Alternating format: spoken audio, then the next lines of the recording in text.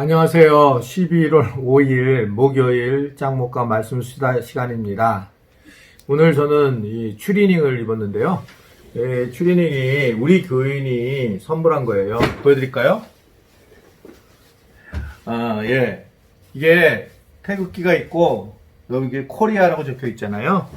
저희 교회 교인 한 분이 수구 국가대표였다가 아마 코치인가 감독을 해서 이게 몇 년 전에 저한테 줬는데 요번에 입으니까 너무 좋고 복고풍이라서 좋습니다. 어떠세요?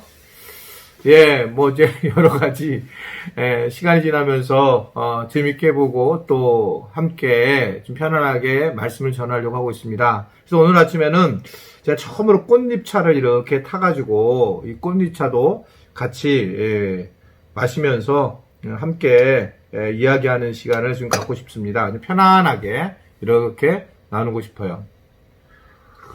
언제 저희 제 사무실에 오시면 꽃잎차 대접해 드릴 수 있습니다. 자, 근데 안 오시더라고요. 네, 오늘 우리에게 주시는 하나님의 말씀은 데살로니가전서 3장 1절부터 6절의 말씀인데요. 하나님 말씀을 보시겠습니다. 이러므로 우리가 참다 못하여 우리만 아덴에 머물기를 좋게 여겨 우리 형제 곧 그리스도 복음의 하나님의 일꾼인 디모데를 보내노니 이는 너희를 굳게 하고 너희 믿음에 대하여 위로하므로 누구든지 이 여러 환난 중에 요동치 않게 하려 함이라.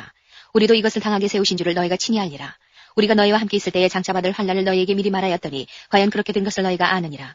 이러므로 나도 참다 못하여 너희 믿음을 알기 위하여 보내었노니 이는 혹 시험하는 자가 너희를 시험하여 우리 수고를 헛되게 할까 함이러니 지금은 디모데가 너희에게로부터 와서 너희 믿음과 사랑의 기쁜 소식을 우리에게 전하고 또 너희가 항상 우리를 잘 생각하여 우리가 너희를 간절히 보고자 함과 같이 너희도 우리를 간절히 보고자 한다 하니 이 데살로니가 전서는 계속 말씀을 드린 것처럼 교회에 대한 그런 내용의 말씀이고 사도 바울이 목회자로서 또 디모데와 실라가 함께 더불어 어떻게 교회를 세워나갔는지 그리고 목회자와 그 어떤 데살로니가 성도들과의 관계를 통해서 그들의 어떤 연결고리를 통해서 교회가 어떤 존재로 서야 되는지를 우리가 알게 되었습니다.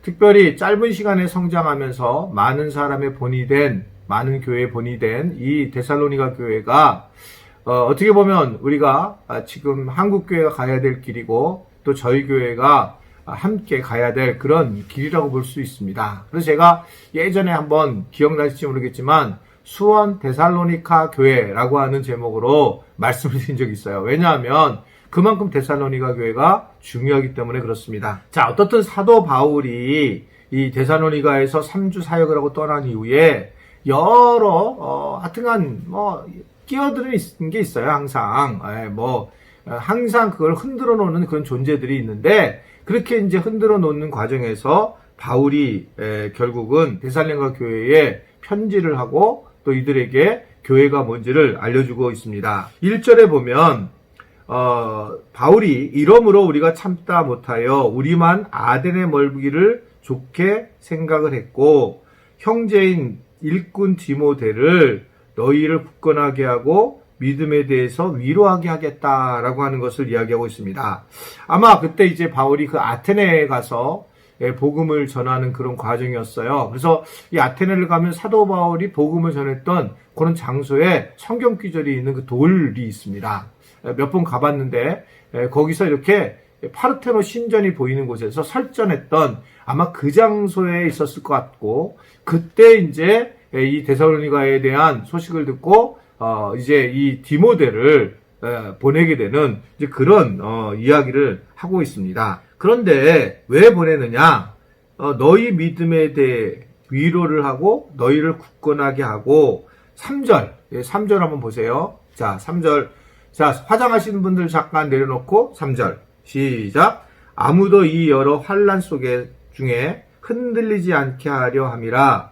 우리가 이것을 위하여 세움을 받은 줄을 너희가 친히 알리라 라고 말씀하고 있습니다. 환난 중에 흔들리지 않게 함이라 라는 겁니다. 그 멋진 교회가 환난이 오니까 흔들리더라는 거예요.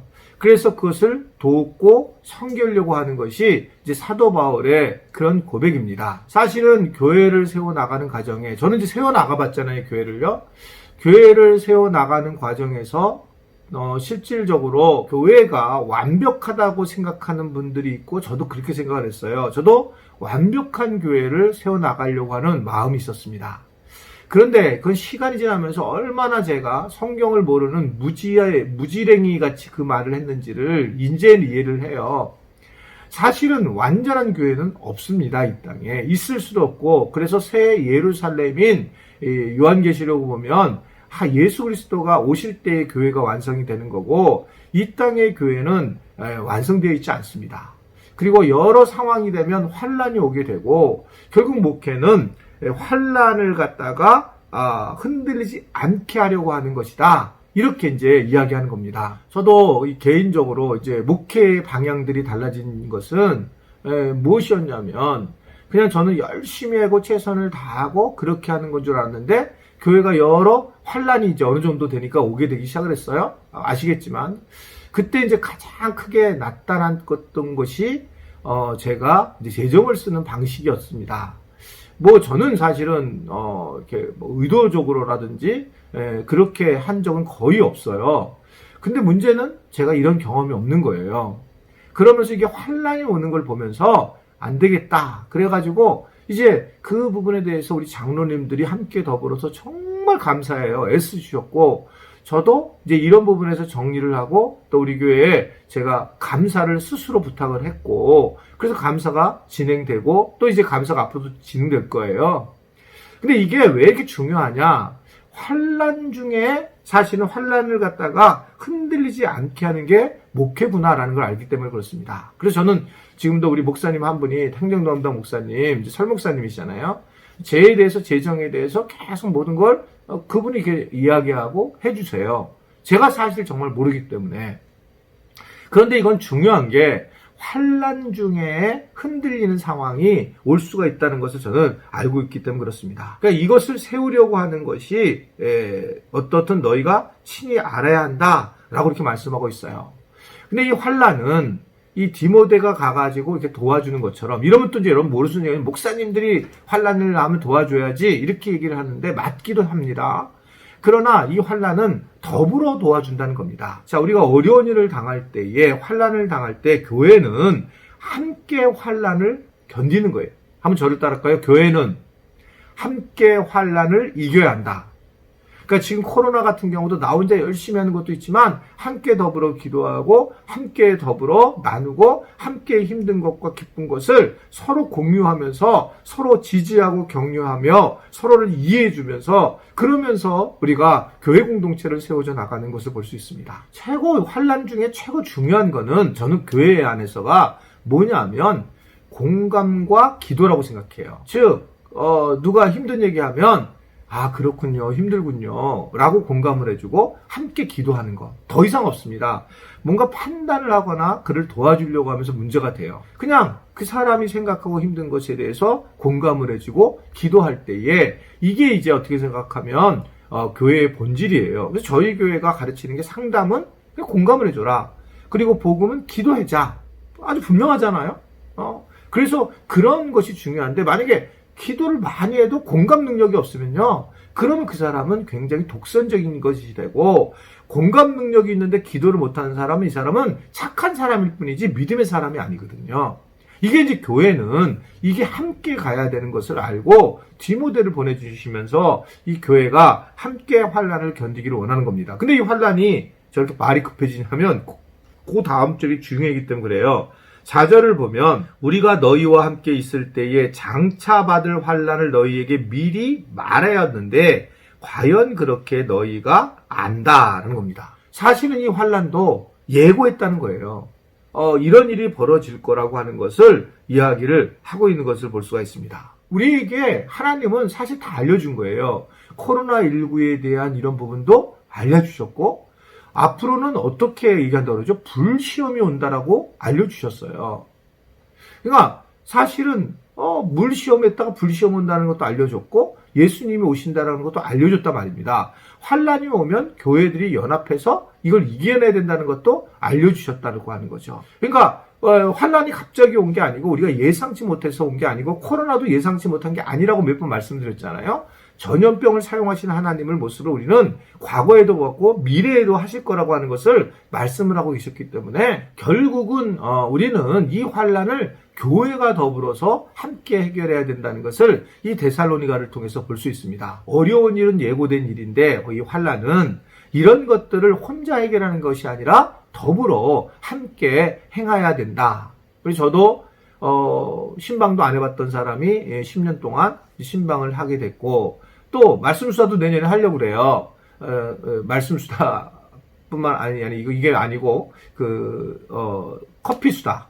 그래서 내년에는 뭐 조금 더 확장해서 하든지 어떻든 그렇게 우리 지체들을 좀 만나는 시간을 가지니까 우리 되게 좋더라고요. 그래서 그런 시간을 이제 나누려고 하는데 그때 꼭 좀 많이 좀 참여 좀 해주세요. 어떻든 제가 뭐 훌륭해서가 아니라 그냥 서로 관계를 하면서 기도해주고 그런 시간을 좀 갖고 싶은 겁니다. 왜? 어려울 때는 함께 견디어낸다. 이게 이 데살로니가 교회 오늘 말씀을 통해서 우리에게 주시는 말씀입니다. 오늘 내가 힘들 수도 있고 다른 사람이 힘들 수 있는데 다른 사람에게 너 힘들구나 기도할게. 그리고 그러한 공감과 기도를 통해서 우리가 이 어려운 환란을 잘 이겨내는 교회의 구성원들이 되기를 바라고, 이게 하늘 꿈을 꾸는 것이고 이게 우리 교회의 모습인 것을 알고 모든 우리 지체들이 하나가 되는 은혜가 있게 되기를 바랍니다. 오늘 힘든 분들에게 그냥 한번 문자도 보내주시고요. 내가 조금 향기를 들내거나 선한 말을 또 온순한 태도를 취하지 못한 것들이 있다면 함께 나누는 그런 시간이 되었으면 좋겠습니다. 후회하지 말고요. 후회하지 말고. 네, 기도하겠습니다. 하나님 아버지, 이 땅에서 우리가 할 수 있는 것들이 있습니다. 물론 돈이 없으면 줄 수는 없지만 따스한 눈길도 줄 수 있고 평안한 마음을 전하는 말도 할 수 있고 때로는 작은 선물도 할 수 있고 때로는 내가 너를 안다라고 이야기하면서 예수님의 마음을 전할 수도 있습니다.